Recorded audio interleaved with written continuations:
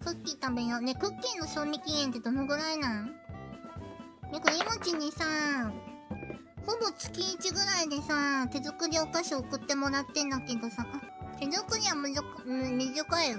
え ?2 週間ぐらい経ってなきゃ。でも美味しいよ。カビ生えてなきゃ食えるよ。それな。てかさ、やめとこ。この話したら、さすがに惹かれちゃうかな。やめとく。本当に惹かない？なんか、餃子ってあるやん。餃子の種作りますやん。餃子好きなんですけど、餃子の種作って包むじゃん。そう、種のさ、味付けとかするじゃん。その時、毎回味見してたんだよね。でも、豚肉の生ってやばい。死ぬ可能性あるって、最近なんかの動画で見てたんだよね。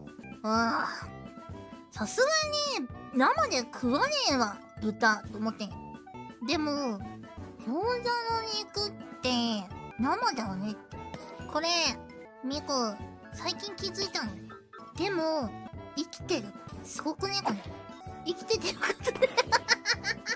二度としないで。はい。もうそっから怖くなってさ、ミコ餃子作り。癖でさ、味見しちゃうかもと思って、最近ね、冷凍餃子食べたいってなっても冷凍餃子にするようになったの。1週間入院したことあるからやめな。すごくない？ミコ生きてんの。お疲れ様なのだね。人生ハードコアだ、ミコ。その話お母さんに話したの？話してない。みんなの失敗エピソード雑談しよう、みんな。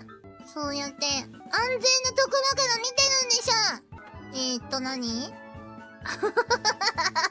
疲れた時に歩いて電柱にぶつかったことある。そんなのさ、ある人の方が多いよ、逆に。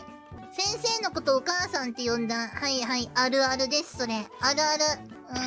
一度だけランドセル忘れ、はい、ミコなんて何回も何十回もやりました、そんなの。自慢にならねえから。うわ、みんなかわいい。そんな、もっと恥ずかしいことに、どうせさ、顔も出さねえ。文字だろがいい。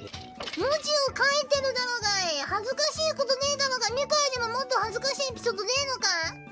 みんなそれが本当に恥ずかしいと思ってんの？ミカの恥ずかしいのハードル、高いのかな？大学、第一希望落ちたくらいしかない。クソが。おい。勝ち組か？修学旅行に一人で制服で行った。修学旅行って制服じゃないんだ。カップ焼きそばの作り方わからなかった。ミコ以上いた。さすがにミコもわかるよ。そういうの。いいね。カップ焼きそばのソースと水入れの順番ミスったことある。最初にソース入れてから、水入れちゃった。なるほどね。ソース汁にしちゃったってことだ。ランドセル忘れて家に帰った。マジミコずっとやってた。ミコ忘れ物が小学生の時本当にひどくて、お母さんにいつも、行ってらっしゃいって言われる前に、忘れ物ないよねないよって言いながら、行ってきまーすって出かけたら、毎回玄関にランドセル置いてくってことがいっぱいあって、しかもそれを教室で気づいて、すごい多かったの。あとはもう細かいもんだよね。ランドセルは最大でかいけど、もう細かい教科書忘れたとか、筆箱忘れたとか、宿題忘れたとか、宿題忘れたと言いつつもやってないことの方が多かったですけど、すいません先生、本当に。ミコ嘘つきだった。宿題やってきたんですけど、やったんですけど、忘れてしまいましたってね、先延ばしにすることあった、確かに。よくないよね。